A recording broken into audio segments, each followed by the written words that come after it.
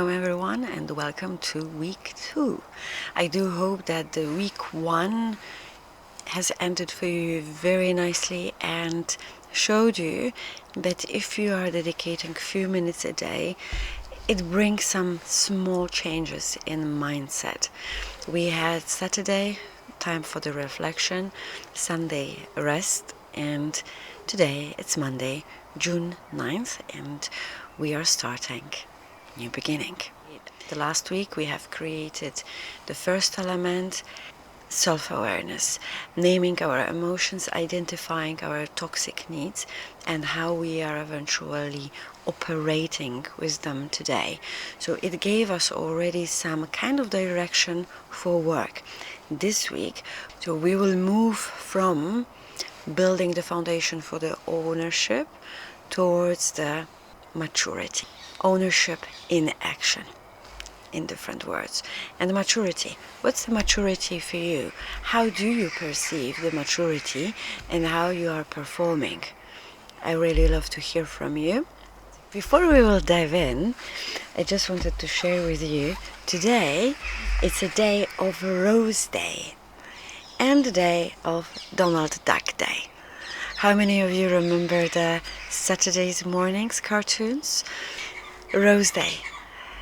Regardless, for wife, for husband, let's get some flowers.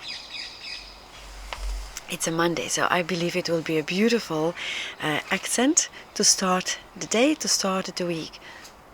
So for men, a rose? Yes. Nothing will happen. If not rose, then just give the strawberry chocolate. Can be good too. But just celebrate the day, okay? That's the whole purpose of various intentions for the day. Let's put the big label for this week. You are not responsible for what has been done to you, what has happened to you.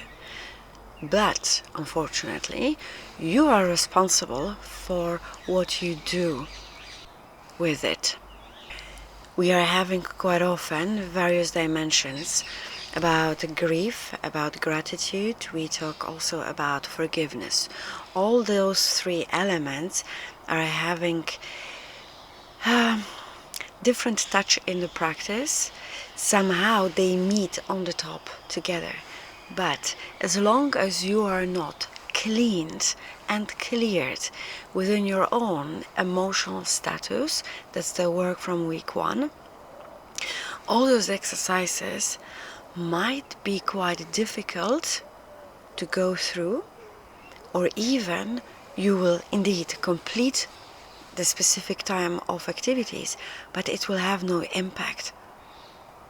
As long as you are having still in you the emotional connection, attachment to what happened in the past, or what is happening now, blaming others, you make other people responsible for what kind of situation you are in today. No grief exercise, no gratitude exercise, no forgiveness exercise. They are confirming. Listen to her, listen to her. Can you hear them, how loud they are? Listen to her. This is what they say. It will not be honest. You will sit every day, you will write 3 gratitude poems, whatever, but it will not be your freedom. You will not feel it. It will be a force to fit the system, to fit the societal image. Yes, I do it. But after some time, the little nut pop up and you are back on track. So definitely the work from week 1 is very crucial. Maturity. What's maturity? Simply, you are not triggered emotionally. And this is all about, if you are clearing again yourself from the toxic needs, you are enabling yourself to go through emotional, to shift. You are allowing yourself to shift from the emotional prison to the rational freedom. And that's the maturity. Someone can spit into your face and you know what to do. You will not get upset.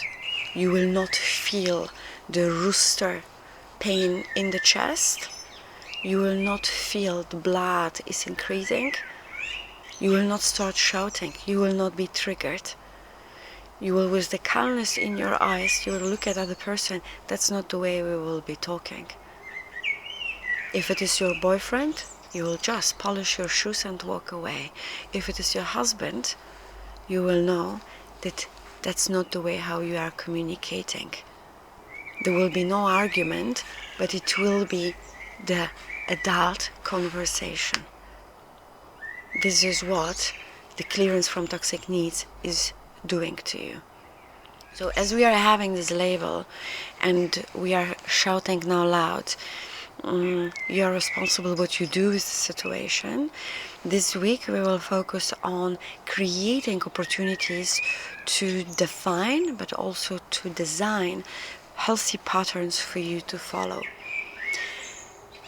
Don't expect the changes immediately. Don't think too much when you are doing the exercises. Just do them. Because more you're focusing on the action, the less you are focusing on emotions.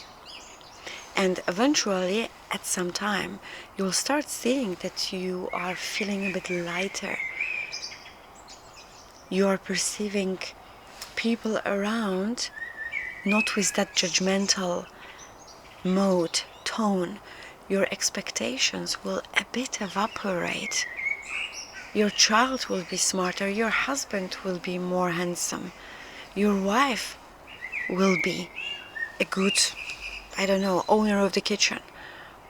So whatever is happening, just let it go and just do blindly. As blindly you follow the standards of the society, you can also blindly to follow and trust the process. Don't force the process, trust the process.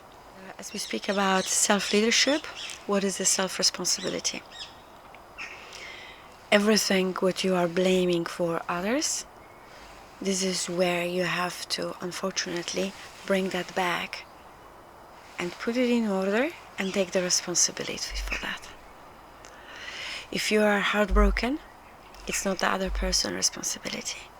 Most probably, you didn't want, you have seen the red flags, but you didn't want to take the action because we have the fear of losing. We have the fear of being exposed.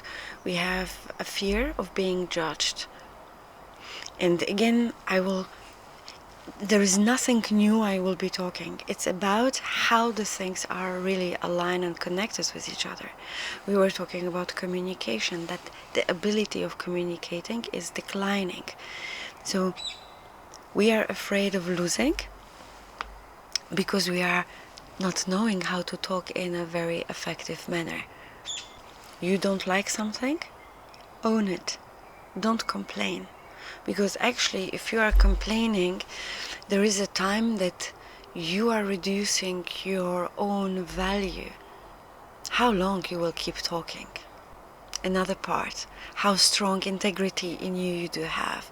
You will speak boldly about certain values you are following, but then, is your life, is your world corresponding with that? Or here you're talking, here is your talking, and here is your life.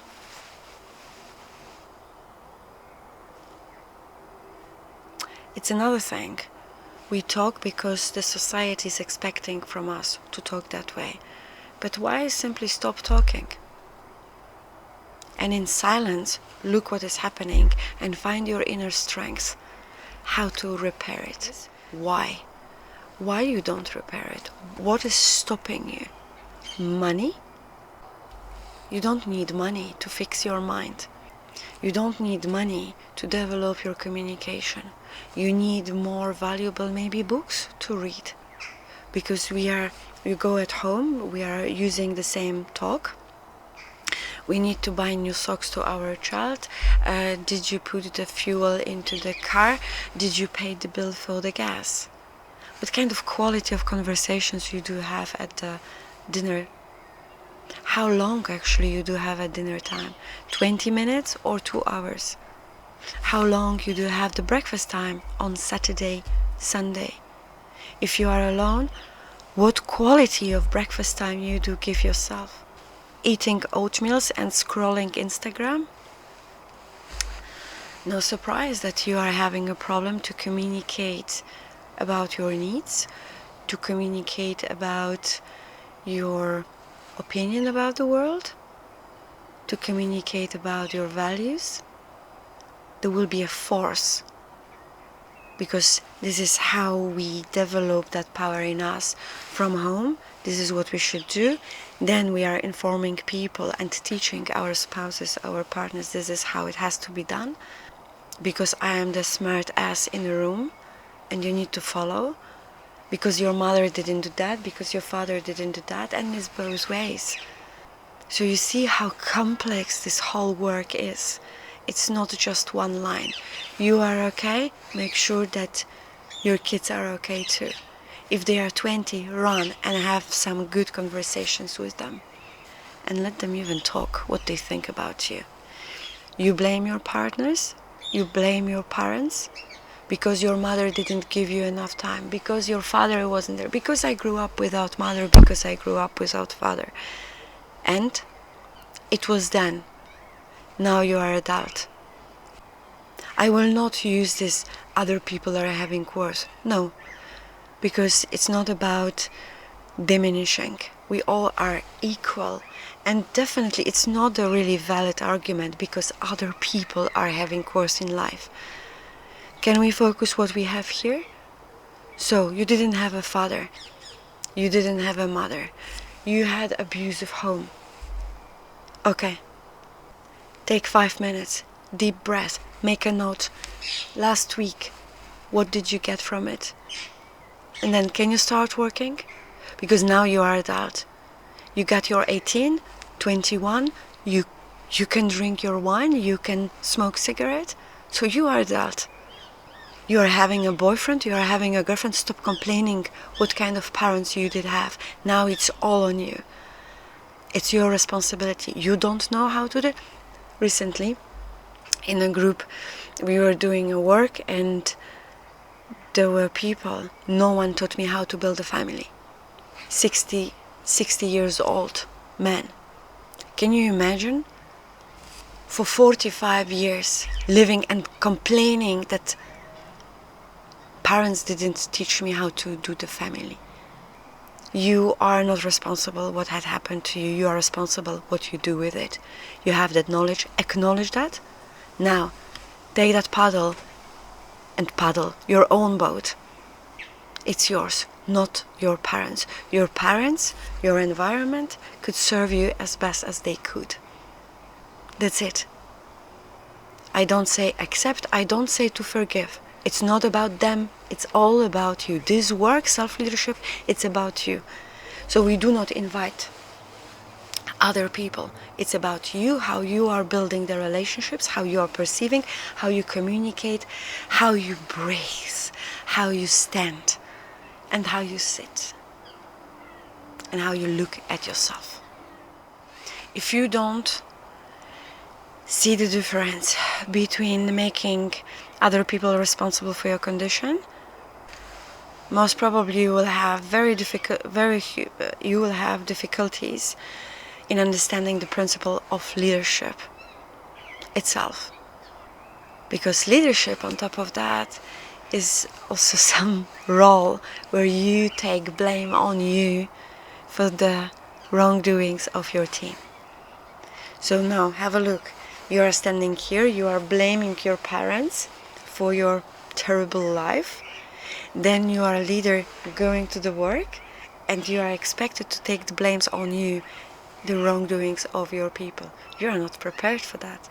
And most probably you will not take blame. You will go to your bosses and say, he did it. So, it's not all about. It's not that way. It's not how the things are working. Take care of it correctly. Don't wait for others to fix your problems. Don't wait for the man on the white horse to come and rescue you. Don't seek outside. Here is everything, and here is the rest. So for you today,